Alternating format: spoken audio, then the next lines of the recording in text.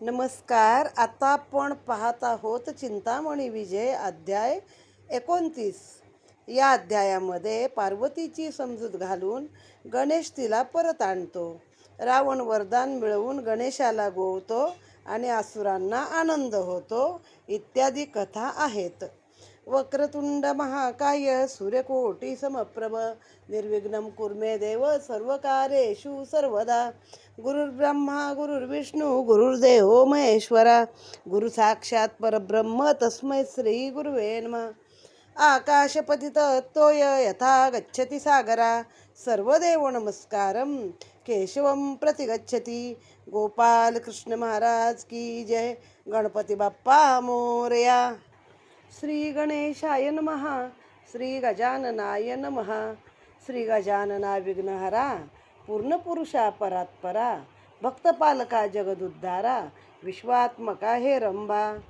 स्वानंदवासिया दयाघना माया चालका विग्रहरणा आनंदकंदा सनातना चैतन्य घना मोरया. अंबारधयानंदवर्धना योगी मानसरंजना करता तव नामस्मरणा पापसमूळ दग्ध होय.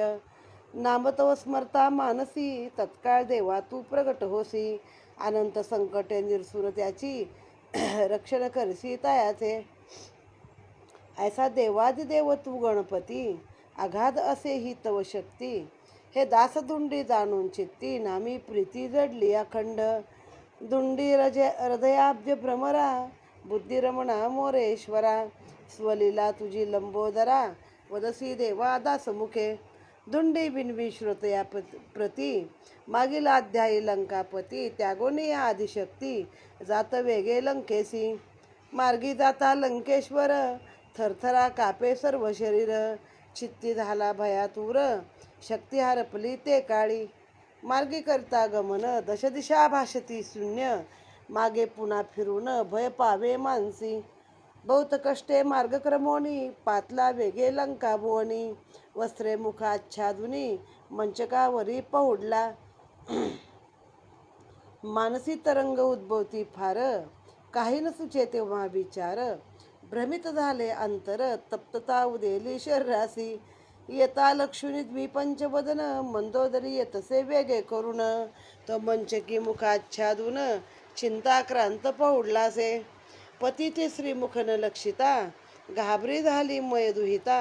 म्हणे आजी कैलासी जाता काय झाले हे न कळेची. दीनवदन करून वदेस प्रेमे पद नमून. स्वामी दासी ही अज्ञान काय झाले हे सांगा. शिवार्चन करावया मध्यानी जाता गुणालया. तरी झालेसे काय तया ठाया हे कथन करा प्रियसी. अर्ध अंगवासिनी मी प्रिय जाया नमन करते स्वामी पाया. खिन्नता का उदेली सदया सांगा ते माते प्रिय करा. दीनवदन करुणी जाण बहु आळविता द्विपंचन धन. वदन परी कदा न बोले वचन दुःखे करून ते काळी. तेव्हा खिन्न झाली चित्तात तो अतिकाय आणि इंद्रजित. पातले तेथे दोघे त्वरित नमोनी प्रार्थिती दशकंठा. उभयतासीन दे प्रतिउत्तर चिंताक्रांत पौडला मंचकावर. तेव्हा सर्वजण झाले भयातुर म्हणती विचार काय करावा. रावण मातेस कळता वर्तमान येतसे मगती वेगे करून. मंचका समीप येत जाण नमित दशवदन उठोनी. तेव्हा सद्गद होऊन अंतरी मातेस बैसविले मंचकावरी. तव ती प्रेमे व देते अवसरी मस्तकी हस्त फिरवणी. शिवार्चन करावयासी नित्य तू जासी कैलासी. तरी चिंता का उदेली मानसी हे सांगे आता मज लागी. मातेच्या प्रेमा लक्षून रावण झाला आनंदघन. दीनवदन करून वदता झाला नमोनी. कैलासा प्रति माते जाता सप्रेमे शिवाते मी अर्चिता. जगन्माता बघुनी काम उद्भवला चित्ता.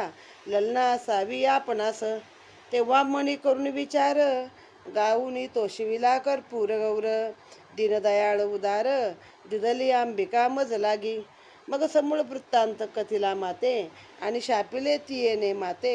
तरी उपाय नसे कदा याते झाले विपरीत ये काळी. अंतरले आता शिवार्चन कैलासी जाता नये मज लागून. लक्षिता माते पंचवदन क्रोधायमान होईल. कर्म घडले हे विपरीत, त्यात प्रगट झाला कमलाकांत. तयाने हा शाप दिदला उक्त, विघ्न थोर हे उदेले. मरणास मी भीत नाही, शिवार्चना अंतरले सर्वदाही. दैवयोग हा विचित्र पाही, तो भोगल्या विण सुटेची. रावणाची ऐकता दीनवाणी, माता वदेत एक क्षणी. चिंता न करी आता मनी, शरण जाई शिवाते. दयासागर भोळा उदार, दीनदयाळ जगदुद्धार. त्याच्या पदकमळी होता स्थिर, धीर धरील तो तुझ लागी. धरील करी तो तुझ लागी. पूर्वी लिंगास आणता हेमवती, नाही आली लंके प्रती. विप्रतासे दैवगती, परी शिवार्चन कदा न सोडी. सप्रेम भक्ती ते जाणून, पूर्ववत करील तुझ लागून. तरी शीघ्र आता जाऊन, अर्चन करी शिवाचे. मातेचे सुशब्द ऐकून, आनंदला मनी दशवदन. मानस सरोवरी पंचवदन, कैलासी गेला ते काळी.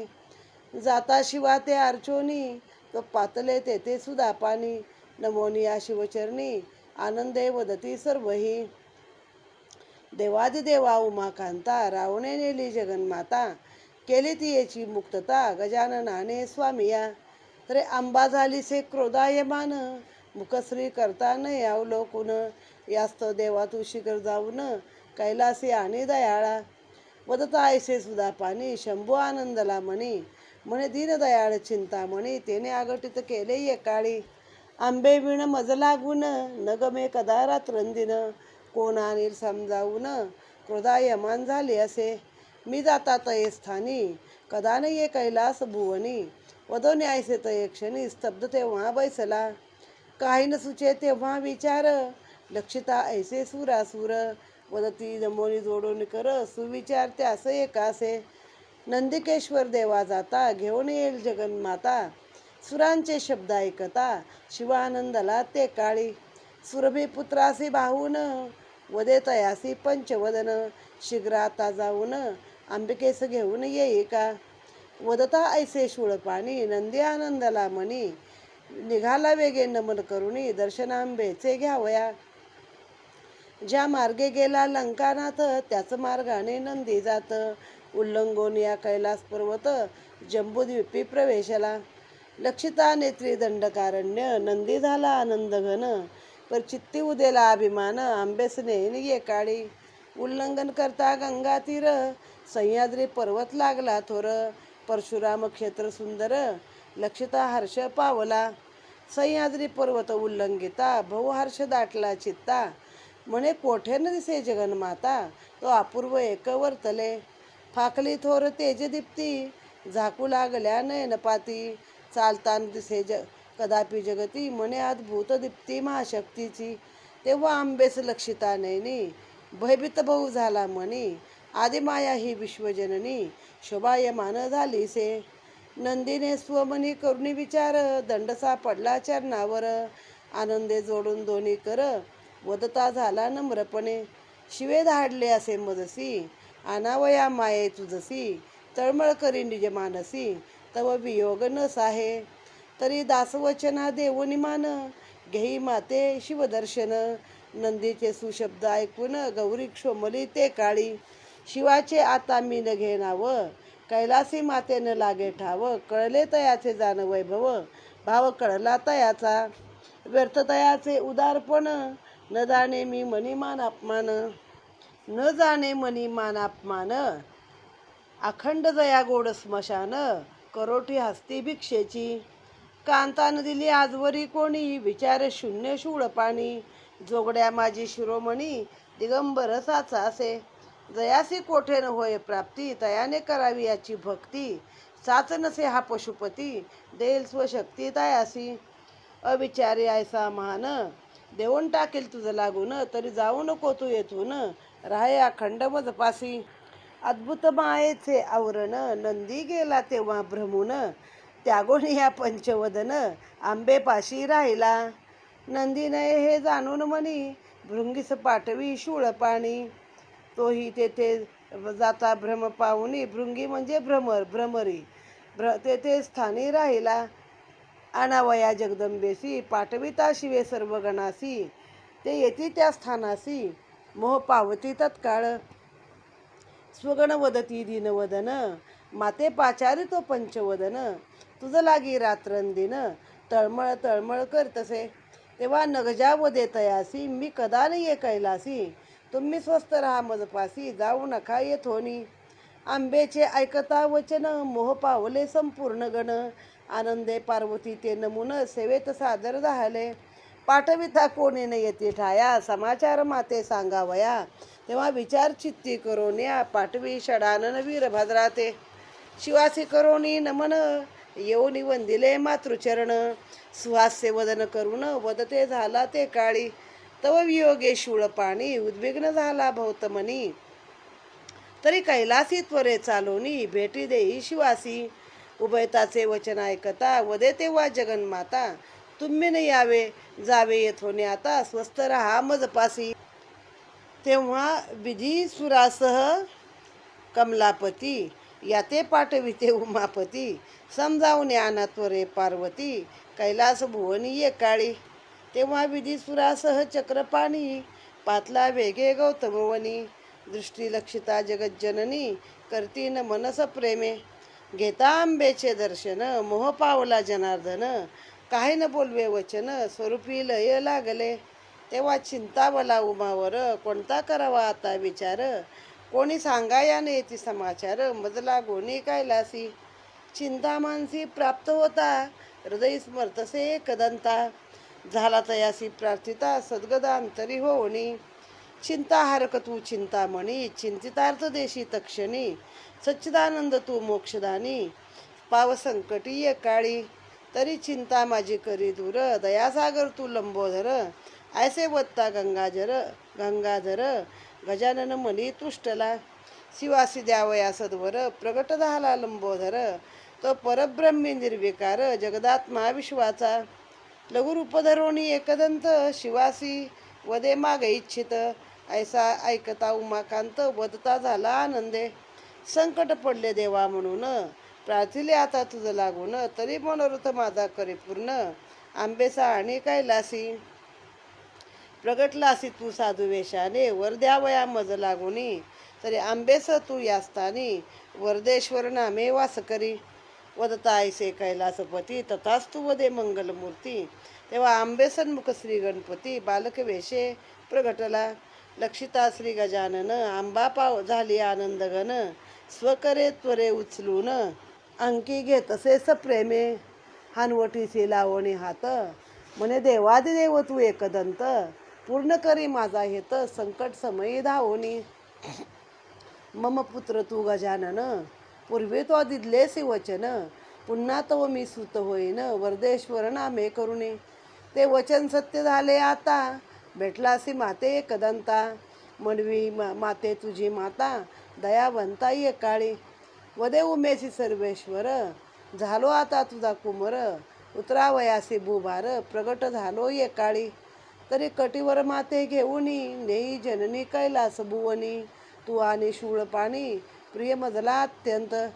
माते न गमे शिवाविण, जीवलग भोळा पंचवदन. तयानीच गे त्यागुण, मुक्त केले जननीये. शक्ती शिवशक्ती द्वय एक भाव, शक्ती वाचून ना शिव. यास्तव देवादिदेव, प्रगट होतो उभयासी. शिवशक्ती ही ऐकता, ही माझीच असे सर्व सत्ता. उभयात माझी चालकता, म्हणून वारंवार प्रगटतो.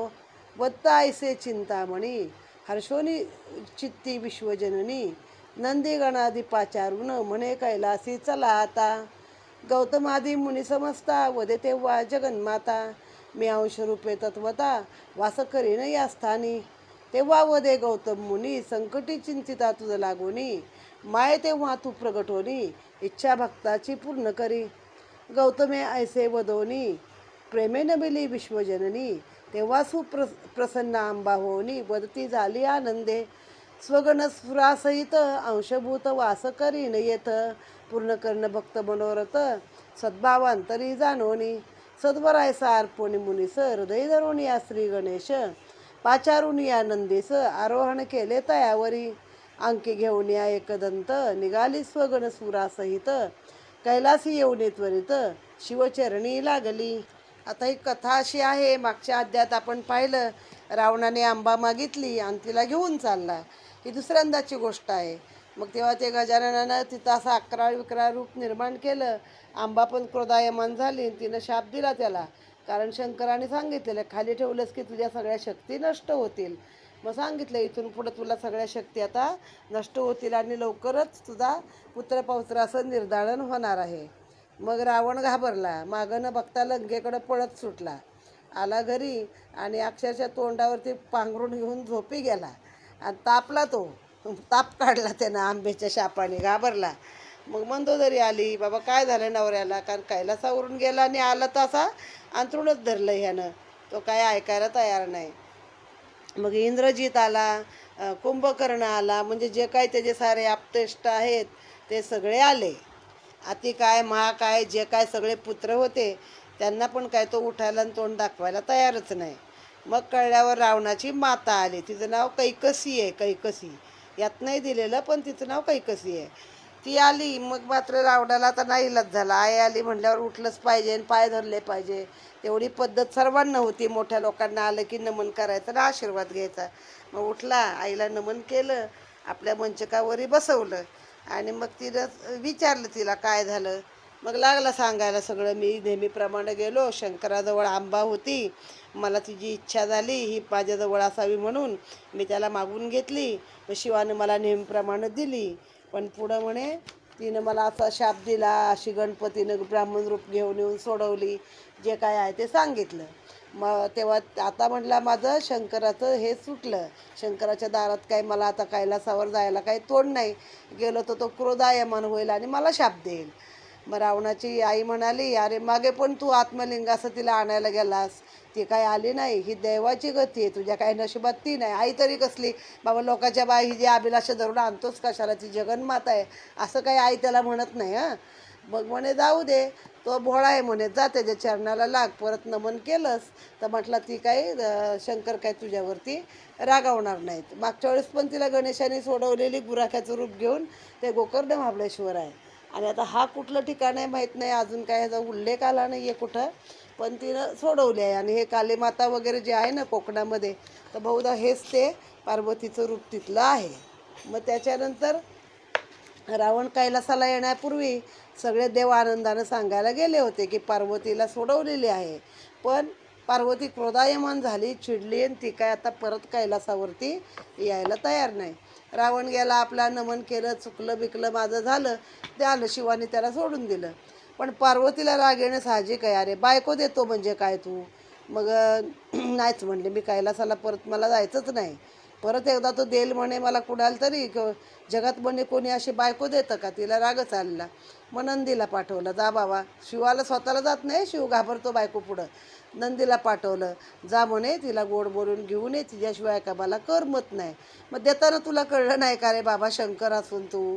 मग झालं, नंदी गेला. नंदीनं दंडकारण्य ओलांडलं.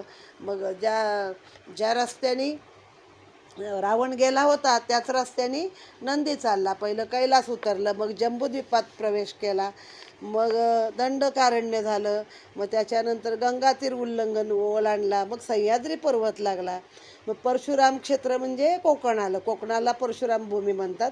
मग तो बरोबर गोव्याचाच भाग आहे पुढं, तिथंच ती कहाणी घडलेली आहे. आणि बघितलं तर ते पुढे त्याला इतकं डोळ्याला प्रकाश दिसायला लागला, डोळे असे नंदीचे पण काही उघडले जाईनात त्या प्रकाशामुळं.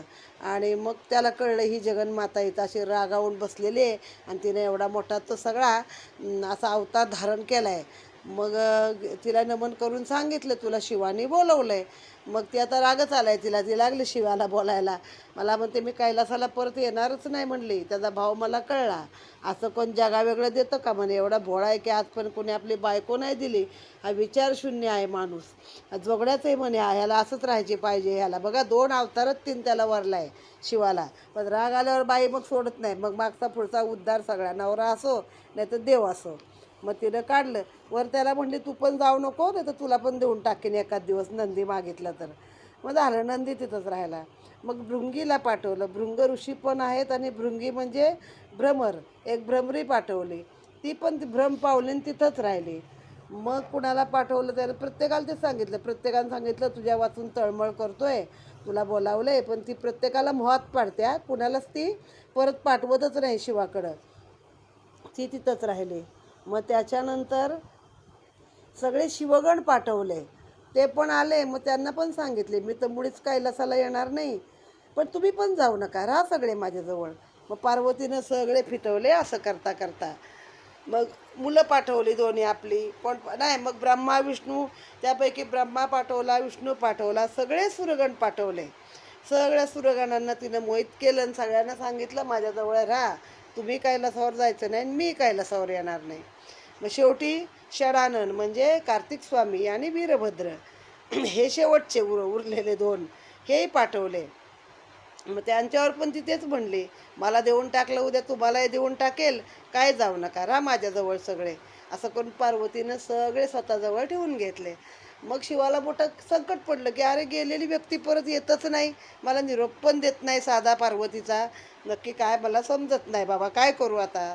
मग त्यानं आपली चिंतामणीची गणेशाची प्रार्थना केली की लंबोदरा, कारण तो परत ब्रह्म आहे. लंबोदर काही खरं त्यांचा पुत्र म्हणून त्यांच्याजवळ नसतो कायम. त्यानं सांगितलेलं, जेव्हा आईबापाला गरज पडेल तेव्हा मी तुमच्या तिथे प्रगट होईन. मग त्याची प्रार्थना केली की बाबा कसंही कर आणि पार्वतीला परत घेऊन ये. आणि वरदेश्वर नामानं तू आता आमच्याजवळ, कारण तो आता वारंवार येत नव्हता, साधू वेशाने आला, आणि वरदेश्वर नामानं म्हणे तू आता इथं वास कर कायम कैलासाला, असं सांगितलं. गणपती तथास्तू बनला. मग त्यानं बालरूप घेतलं. आणि शेवटी आई पागळते ना, कोणाला नाही पागळ तरी मुलाला आई पागळते. मग बालवेश घेतला आणि तिच्याजवळ गेला. मग त्याला बघून मात्र आंबेला आनंद झाला. त्याला उचलून घेतलं. त्याला म्हणली, हनवटीला वगैरे हात लावून त्याला म्हणली, तू तुझं वचन पूर्ण केलंस. तू म्हणाला होतास की मी वरदेश्वर नावानं मी तुझ्या पोटी अवतार घेणार आहे, त्याप्रमाणे तू आता आला आहेस. मग तिला म्हणतो, आई मला तुझ्या विधा पण जमत नाही आणि मला वडिलांशिवाय पण करमत नाही. शिव आणि शक्ती दोन्ही एकत्र असले तरच जगाचा कारभार चालणार आहे, माझीच ही सत्ता आहे सगळी. तर तू आता चल कैलासाला. मग आता मुलासाठी बाबा तयार झाले, चल म्हणले. त्याला कडेवर उचलून घेतला, नंदीवर बसली आणि सगळे सुरगण आता तिकडे कैलासाला चाललेले आहेत. मग इकडे कोण होते पहिल्या रस्त्यामध्ये, जिला रागानं खाली ठेवले रावणानं काळतोंड बघून, तर गौतम ऋषी होते आणि नारद मुनी होते. मग गौतम ऋषींनी पण प्रार्थना केली की माते इथं राहा, तू इथं राहते कबूल केलं होतंस, इथून कशी काय चाललीस. मग ती म्हटली, सगळ्या सुरांसहित मी अंशरूपानं इथं राहीन, तुला जेव्हा गरज पडेल तेव्हा मी तुला दर्शन देईन, काय काळजी करू नको. असं म्हणून मग कैलासाला गेली आणि शेवटी नवऱ्याच्याच पायाशी लागले बाबा. आनंदोनी मनी पशुपती, वामांकी घेत पार्वती. पार्वतीने स्वांकी घेऊन गणपती, बैसली तेव्हा आनंदे. शिवशक्ती होता एकत्र, सूर झाले हर्षभरित. नमोनी वरदेश्वर एकदंत, जाती स्वस्थानी आपुल्या. लक्षिता आंबेच्या स्वरूपासी, रावण भय पाहुणी निज मानसी. पळता झाला वेगेसी, लंका भुवनी ते काळी. मत चिंता उद्भवली मनी, पातला वेगे स्वसदनी. उद्विग्न भनी बहु होऊनी, मंचकावरी बैसला. कोणी न बोले प्रार्थिता, तेव्हा मंदोदरी पतिव्रता. जी स्वरूपे मया सुहृदिता, ती नमोनी विनवी मृदुवचने. मृदुवचने. चिंताग्रस्त दशवदन, विनवितान बोले एकही वचन. करोनी आदोवदन, न विलोकी तिदकडे. तेव्हा रावण माता येता समीप, तियेसी नमित से लंकानाथ. नयनातुनी वाहे आप, कापे शरीर ते काळी. मग मातेने स्वकरे कुरवाळून, शांत केला दशवदन. म्हणे आजी कोणत्या संकटे करून, उद्विग्नता म्हणी पावली. कीर्ती तुझी त्रयभुवनी, आज्ञांकित सर्व सुधा पाणी. ऐश्वर्य ऐसे तुझा सोनी, तरी दुःख काय जाहले. ऐकता मातेची वचनोक्ती, वदता झाला लंकापती.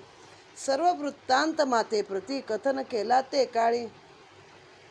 पुत्राची ऐकता दीनवाणी, माता वदित क्षणी. चिंता किमर्थ करशी म्हणी, काय न्यून्य तुझ लागी. पूर्वी प्रसन्न करोनी शिवासी, आंबेस घेतलेस आत्मे लंकेसी. तेही ना आले घेतलेसी आत्मलिंगासी, तेही ना आले लंकेसी.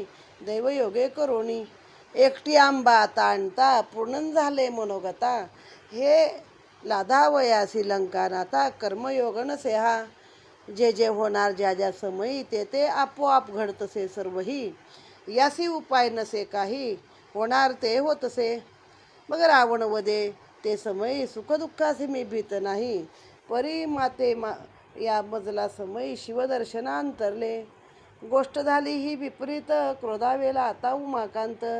तयाची जाया मी निश्चित, हरण केली एक काळी. त्या योगे अंतरले शिवदर्शन, नित्यनेमास आले विघ्न. यास्तव न सुचे मज लागून, त्याने उदास चित्ती झालो. तेव्हा माता वदे सप्रेम, टाळू नको तुझा नित्यनेम. शिवासी अर्ची निष्काम, मूळ वर्म समज हे. सुरासुरादी माधव, यात श्रेष्ठ उमाधव. त्यास्तव नामही त्याचे महादेव. भोळा उदार दयाळू, अनुसरता तयाच्या भक्तीस. पूर्ण करील निज मानस, टाळू नको नित्यनेमास. जाओनी अर्ची शिवासी, दीनदयाळू तो उमाकांत. तो करील मनोगत, ऐसे ऐकता लंकानाथ. आनंदेन मीत मातेसी, अर्चावया शिवासी. नित्यनेम जात कैलासी, संतोष पावला निज मानसी. परिदैव योग फिरलासे, राक्षस मत्त झाले फार. करू लागले अनाचार, तयाच्या संगे दशकंदर. बोलून गेला ते काळी. मध्ये मातले राक्षस, वदिते झाले गोब्राह्मणास. भोगिता सदा परयोषितेस, अनाचार करती दुर्मती. योग याग याने राहिले सारे, जगी सुटले थोर भयवारे. द्विज जाती त्यागोनी मंदिरे, पाकशासनाशी सांगावया. तेव्हा संगे घेऊनी सर्वासी, वज्रधर पातला सत्य लोकासी. नमोनिया विधीसी, वृत्त सर्व निवेदिले. तेव्हा संगे घेऊनी सुधा पाणी, विधी पातला वैकुंठ भुवनी. सुरासुराचे मनोगत जाणोनी, हरी विचारी मानसी. मग त्या सर्वासह ऋषिकेशी, पातला आनंदे कैलासी. नमोनिया शिवासी, वृत्त सर्व निवेदिले. म्हणजे ते हाय कमांडेवरचं शंकर. म्हणजे आता त्याच्यामध्ये कुठे घडली कथा, पार्वती जशी कैलासाला आली, रावण गेला होता तिथं शिवाला प्रसन्न करायला आईच्या सांगण्यावरून. पण पार्वती आली की परत तिच्या भयाने पळाला घाबरून, कारण तिनं रूपच असं धरलं होतं रावणाला, ते तसंच दिसत होतं अजून. मग परत आला आणि शांत शांत आपला गपचूप बसलेला आहे. बायकोने विचारलं काही उत्तर देत नाही, सगळ्यांनी विचारलं काही उत्तर देत नाही. मग शेवटी आई आली, बाबा रे काय झालं. मग तिला परत सगळी कथा की आता माझं नित्यनेम आता मोडला, आता शंकरासाठी मी अंतरलो, शंकर मला अंतरले, आता मी दर्शनाला जाऊ शकत नाही, असं तसं तसं रडून रडून सांगायला लागला. कारण पार्वतीला खरा तो घाबरत होता. मग ती म्हणते कशी आई त्याची, हे बघ मागे आत्मलिंगासह येत होतास घेऊन, तेव्हा ती लंकेला आली नाही.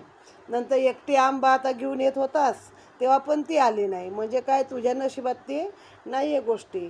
पण म्हणून तू शिवाचं काही पूजन अर्चन सोडू नको. शिव हा भोळा सांब आहे, आणि ब्रह्मा विष्णू महेशामध्ये तो महादेव आहे, मोठा देव आहे. म्हणजे भोळा आहे आणि पटकन लोकांना प्रसन्न होतो, म्हणून त्याला महादेव म्हणतोय. म्हणजे देणारा असतो तो चांगला, असं आहे थोडक्यात. तर तू तुझं पूजन अर्चन काही सोडू नको. मग रावण आपला परत नित्यनेमी जायला पूजन करा. तर ह्यात कथेच्या सुरुवातीलाच काय सांगितलं आहे बघा, की त्यावेळी तो जागेवर नव्हता शंकर, आतमध्ये आपल्या पत्नीजवळ होता. आणि तिथे हा गेला डायरेक्ट रावण त्या शिवगणांना प्रार्थना करून. म्हणजे हिरवी काय रोज त्याला आंबा दिसत नव्हती आणि भेटतही नव्हती. एक आपली बाहेरची जागा असते ना आल्या गेल्या लोकांना उठबस करण्याची, आणि एक अंतपूर असतं, तशी ती त्याची शिवाची बाहेरची जागा. तिथं रावण रोज येत होता. पुढं काय झालं, राक्षस हाती बाजले. मग त्याच्यामुळं गोब्राह्मणाचं वध करायला लागले, दुसऱ्याच्या बायका आणून भोगू लागले, सगळ्या जगात अनाचार माजला. त्यामुळे सगळे योग थांबले, योग याग थांबले, म्हणजे यज्ञ वगैरे थांबले. यज्ञांचं एवढं महत्त्व दिलं आहे आपल्या धर्मात की त्या यज्ञामुळं देवांना हे मिळतं, पोषण होतं, देवांना आहार मिळतो पाहिजे ते, आणि मग देव बलवान होतात तेव्हा आपलं रक्षण होतं. म्हणून योग याग हे खरं केले पाहिजेत. आता त्याच्यामध्ये योग याग सगळं थांबलं, मंडळी घाबरली. मग सगळे जन उठले आणि पहिले कुणाकडे गेले, पाकशासन म्हणजे इंद्र. मग इंद्र उठला, सगळ्यांना घेऊन गेला ब्रह्मदेवापाशी. मग ब्रह्मदेव उठले, सगळ्यांना घेऊन गेले विष्णूपाशी. आता विष्णूनं सगळ्यांना एकत्र घेतलं आणि गेले आहेत शंकरापाशी. मग ते स्टेप बाय स्टेप चालले. शंकर हे वरचं आधी जिल्हा कोर्ट, मग हाय कोर्ट, मग सुप्रीम कोर्ट असं ते सगळं प्रकरण चाललेलं आहे. मग जाऊन सगळं शंकराला सांगितलं आहे की असं असं घडलं आहे. मग तेव्हा शंकराने काय सांगितलं, वदे तेव्हा पंचवदन संकट व्हावयाये निरसन प्रार्थिता श्री गजानन विघ्न निरसन करील हे. वदावया दशकंदर हरी घेईल राम अवतार परी यासी अवकाशासे फार तरी प्रार्थी आता गजानना प्रसन्न होता एकदंत संकटातून करील मुक्त ऐसे वदता उमाकांत सुरासह विप्रानंदले.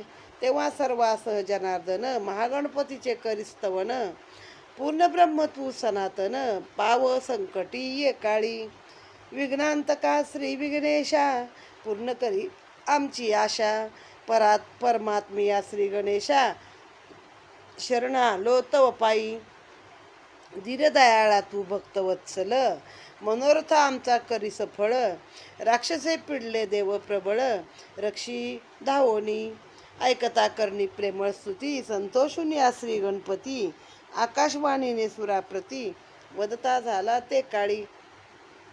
महागणपती मी वरदेश्वर सांप्रत झालो शिवकुमार हरावयासी भुभार धरीना अवतार भक्तास्तव तरी आता मी अल्प दिवसात पूर्ण करीन मनोगत ऐसे आकाशवाणी ऐकता समस्त मोद चित्ती पावले सूर भू सुरास चक्रपाणी जाती आनंदे स्वभुवनी विप्रसिद्ध आणि मुनी निज मानसी पातले.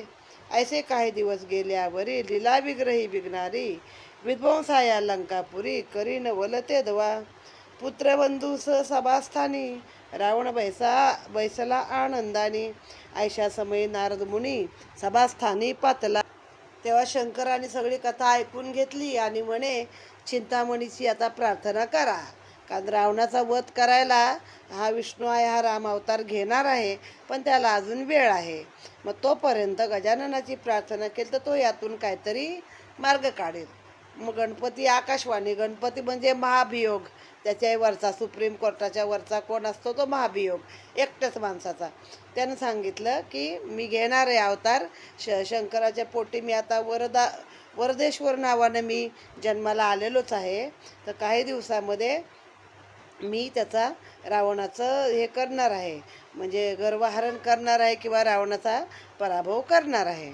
मग अशा वेळी काय झालं, लंकेमध्ये रावण मोठ्या आनंदाने आपले पुत्रबंधू सगळ्याच सभेला गेला आणि तेव्हा तिथं नारद मुनी गेले. नारद मुनी आले की समजायचा हा माणूस काहीतरी विघ्न घेऊनच आलाय किंवा कुठली तरी अशी बातमी घेऊन आलाय की जी आपल्याला चिंतेत टाकल.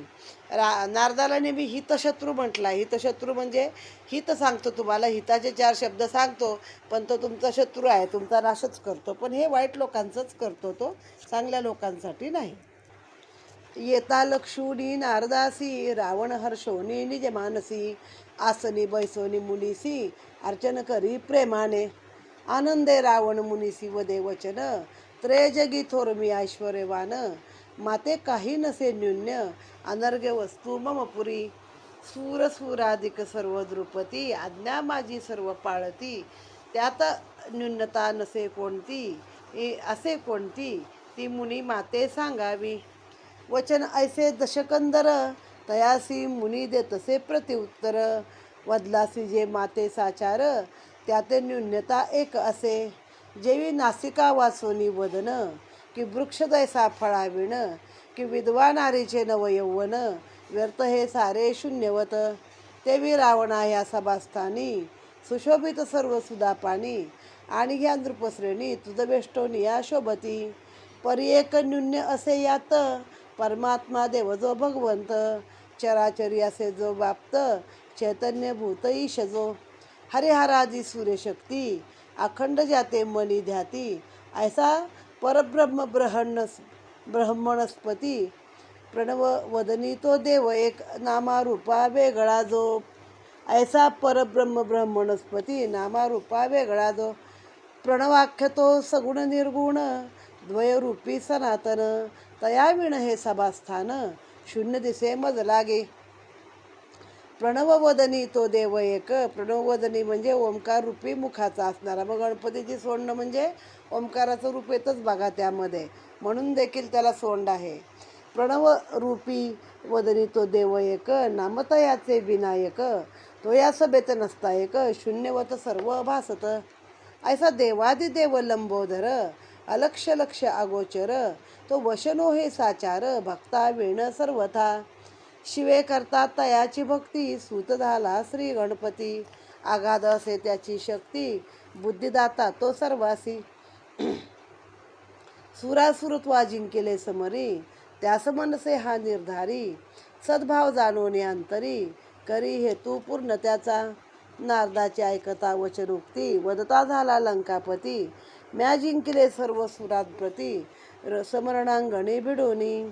शिवसुत हा गजानन, व्यक्त नसे त्याचे एक स्थान. अनंत वेळी शिवनंदन, कारे कारे असी झाला. याने अवतार घेतला कश्यप सज्ञी, क्षत्रिय सुत झाला चिंतामणी. कोठेच राहिला एक स्थानी, कारे होता तयाचे. असुरदानवाचे केले हनन, तयासी नसे एक स्थान. साध्य न होय करता यत्न, तरी वश केवी करावा.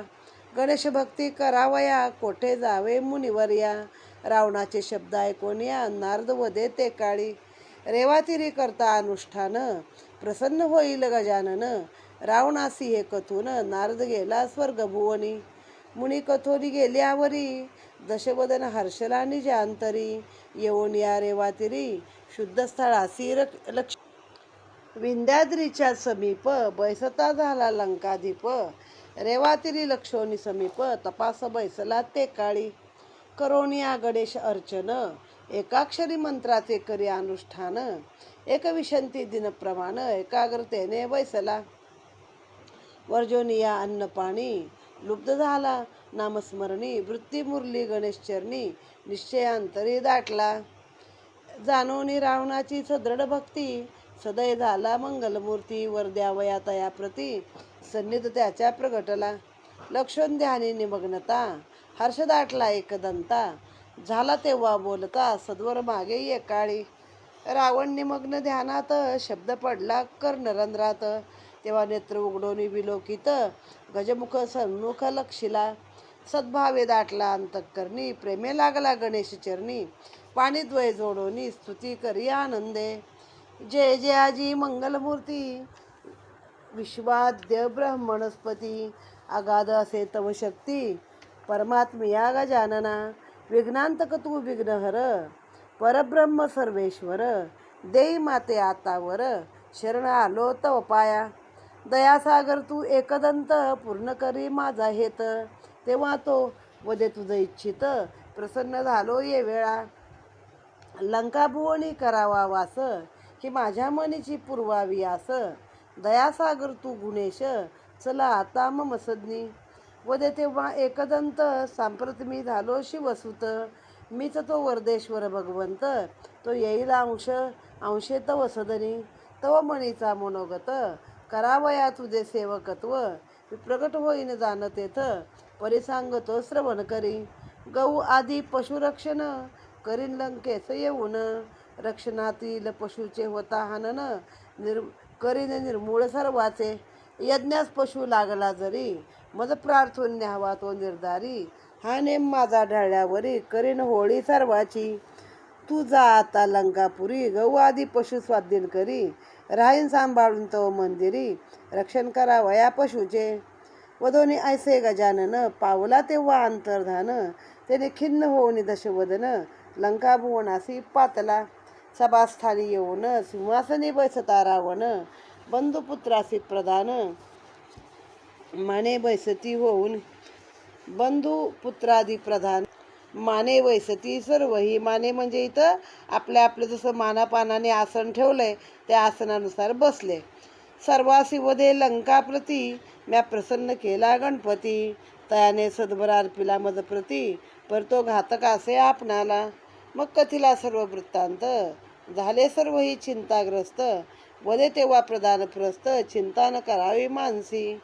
एक उपाय असे यासी, न करावे कोणी पशु हननासी. डांगोरा पिटून लंकेसी, विजित करावे ते काळी. नेमहा कोणी तोडेल जरी, तयासी देहांत शिक्षा ही निर्धारी. रक्षक ठेवावेत यावरी, पशुवध कोणी न करावा. प्रस्ते करता सुविचार, आनंदाला तेव्हा दशकंदर, नेम करुणी अति दुर्धर, डांगोरा पेटीला लंकेत. सभेस बैसला जो दशकंदर, तो तेथे प्रगटला वरदेश्वर. म्हणे जे गौ आदी पशुसत्वर, रक्षण करतो मी सर्वाचे. पशु जो येईल रक्षणात, त्यासी कोणीन लावावा हात. वदता ऐसे कदंत, तेव्हा दशवदन काय करी. स्वखिल्लारे पशुसहित, आणिक जी का होती ग्रामात. ती देवोनी या समस्त, निकुंबळेत ठेवी नेवोनी. लक्षोनी हे सूरमुनी, आनंद पावले अंतःकरणी. तो इकडे कौसल्याला गुणी, श्रीरामपुत्र झाला. सत्कथा ऐसी वत्ता सूत, मुनितायासी प्रश्न करत. सांगे आता सुभगा चरित्र, मुळापासून सर्वही. केवी झाली ही रावण दुहिता, स्वयंवरा सह कथन करी आता. वरले केवी एकदंता, हे कथन करी आम्हा ते.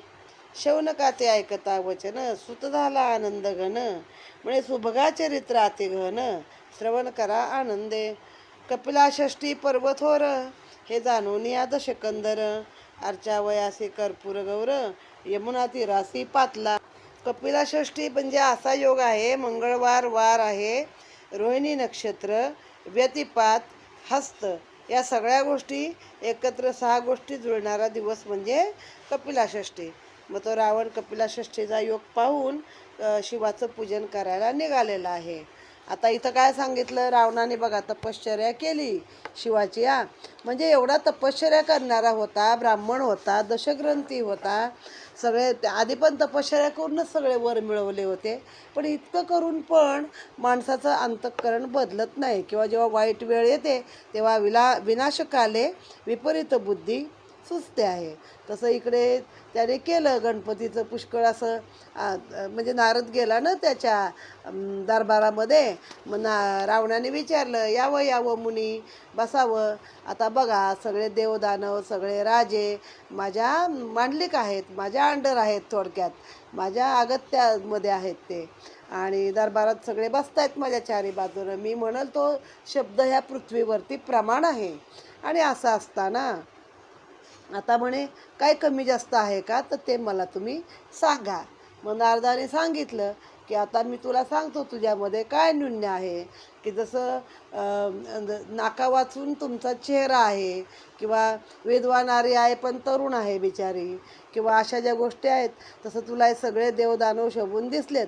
पण जो मूळ परब्रह्म आहे, जो गणेश आहे, जो हरिहर सूर्य शक्ती या सगळेजण त्याचं काय म्हणतात नाम घेतात, त्याला प्रार्थना करतात, मनामध्ये कायम त्याचं ध्यान करतात, असा तो प्रणवरूपी गजानन मात्र तुझ्या या दरबारामध्ये नाही. मग रावण म्हणे, बघा बाकीचे देव मी लढाई करून जिंकले, पण आता हा तर काही एका जागी थांबत नाही. कारण आधी सगळ्या 3 अवतारामध्ये रावण होताच ना. आपण मागे जे बघितलं, धूम्रवर्ण, धूम्रकेतू, धूम्राक्ष, हे सगळे जे राक्षस मारले, त्या प्रत्येक ठिकाणी गजानन 3 रूपाने अवतार घेऊन केला. आणि त्या प्रत्येक वेळी रावण तिथं आहेच प्रधान. तर म्हणे तो एका जागी काही राहत नाही. आणि मग त्याला कसं काय म्हणे मी प्रार्थना करायची, कुठे तप करायचं. कारण तो आपला अवतार घेतो वारंवार, राक्षसाचं काय असेल ते हनन करतो, त्याचा अवतार संपला की तो पुन्हा निघून जातो. एकदा म्हणे कश्यपाच्या सदनी आला, क्षत्रियाचा झाला, पुन्हा ते अवतार कार्य संपलं की निघून गेला. त्याला नारदाने सांगितलं, रेवातिरी जा. सगळे कुठलं जे आपलं तप ध्यान वगैरे करायचं आहे ना, ते सगळं रेवातिरी करायचं. एक तर हिमालयात करायचं आहे, नाही तर रेवा म्हणजे नर्मदा. म्हणजे रेवातिरी जा आणि तिथं तू तपाला बैस आणि त्याची तू हे कर, ध्यान कर, प्रार्थना कर, असं सांगितलं. मग रावण म्हणला ठीक आहे. म्हणजे गेला तपाला, तिथं रेवातिरी बसला, शुद्ध स्थळ बघितलं, एक विशंती दिनप्रमाणे असं सांगितलं त्यानं. आणि त्यानुसार बसला तो, आणि अन्न पाणी वगैरे सगळं सोडलं आणि भक्ती करत राहिला. मग गजानन त्याला प्रसन्न झाला आणि म्हटलं, मी तुझ्यासमोर आलो आहे, तुला काय वर पाहिजे तो माग. मग त्याने सांगितलं की माझ्या लंकेला चल, माझ्याकडे राहा, तूच नाही आहेस माझ्याकडं, बाकी सगळे आहेत. तो म्हणे मी येईन, तुझी इच्छा आहे ना लंकेला येण्याची, मी येईन, पण तुझे पशु मी राखीन सगळे. आणि एका पण पशुला जर कुणी मारलं तर मला काय चालणार नाही, मग त्या सगळ्यांचा मी नाश करून टाकेन, असं सांगितलेलं आहे. यज्ञाला जर एखादा पशु बळी द्यायचा असेल तर तो माझ्याकडून मागून न्यायचा. त्याशिवाय तुम्ही काही केल्या कुठल्या पशूंचा बळी द्यायचा नाही. कुणी हनन केलं तर मला काही ते जमणार नाही आहे. मग आला रावण परत तोंड पाडूनच. काय करायचं आता, काय गणपती आपल्याकडं काही येत नाही आहे. मग विचारलं बाकीच्याने काय झालं, तर म्हणे तो मला प्रसन्न झाला खरा, पण त्यानं सांगितलं की जे आपल्याला काही जमणारी गोष्ट नाही आहे. मग त्याचा प्रस्थ नावाचा प्रधान आहे, तो रामविजयामध्ये पण पुष्कळ त्याचं वर्णन आहे की तो नेहमी सल्ले पण द्यायचा आणि तो लढाई पण भरपूर त्यानं केलेली आहे रावणाच्या बाजूने. मग त्या प्रस्थ प्रधानाने काय सांगितलं की मग त्यामध्ये सोपा मार्ग आहे, आपण दौंडी पिटूया सगळीकडं की कोणीही पशुचं हनन करायचं नाही. जो कोणी करेल त्याला देहांताची शिक्षा दिली जाईल आणि रक्षक ठेवा म्हणे त्यावरती कोणी पशुवध केला तर. मग म्हटले ठीक आहे. मग ते केल्यावरती तिथं स्वतः वर्धेश्वर म्हणजेच आपला चिंतामणी गणपती गेला. म्हणला दे माझ्याकडे सगळे तुझं पशुधन आहे ते, मी त्याचं रक्षण करणार आहे. मग रावणानं आपली सगळी खिल्लारं जे काही आहे पशुधन सगळं आपल्या ग्रामातलं पण ते सगळं निकुंबिला म्हणून आहे, जिथं नंतर राम उतरले होते निकुंबिलीमध्ये, तिथं नेऊन ठेवलं आहे आणि ह्याला त्याचं रक्षण करायला दिलेलं आहे. आता ही कथा ऐकून शौनक ऋषी काय म्हणाले सुतमुनीला की जी ह्याची कथा सांगा की सुभगा कशी त्याच्या पोटी आली रावणाच्या, आणखीन रावणाने कसं काय म्हणजे गजाननाला ती आपली मुलगी दिलेली आहे. आणि तो जेव्हा हा तिकडे गणपती लंकेत जाऊन राहिला आहे आणि ते सगळे खिल्लारं वगैरे सांभाळायला घेतलेले आहे, तेव्हाच इकडे कौसल्याच्या पोटी रामाचा जन्म झालेला आहे. मग हा कपिला षष्ठीचा जो योग आहे तो योग साधून रावण शंकराची पूजा करण्यासाठी कुठं गेला, यमुनेच्या तीरी गेला आहे. 1,15,00,000 बिल्वपत्रे सुवासिक पुष्पे सुपवित्रे शिवावरी धरावया आतपत्रे ते आणवी तेव्हा आनंदे कोटी कमळ सहस्त्रदळी पूजावया कपाळ मौळी सर्व सामुग्री घेऊन ते वेळी पूजासनी बैसला पंचामृते घालून स्नान यथासांग करी शिवार्चन पुष्पादी बिल्वपत्रे करी अर्पण सहस्त्रनामे करोणी कमले अर्पिता शिवासी आनंद वाटे निज मानसी 1,15,00,000 कमलासी नाना मंत्रे अर्पित 1,15,00,000 होता नामोच्चार आनंद लासे कर्पूर गौर तेव्हा मागील जो सद्वर झाला होता तुळशीसी तो आला तेव्हा उदयासी रावणे अर्पिता कमलासी एक राहिले त्या समयासी 1,15,00,000 ते काळी परी कमळकळी ती उचलून घेत असे करतळी हस्तकी घेता जड लागली तेव्हा आश्चर्य करी दशवदन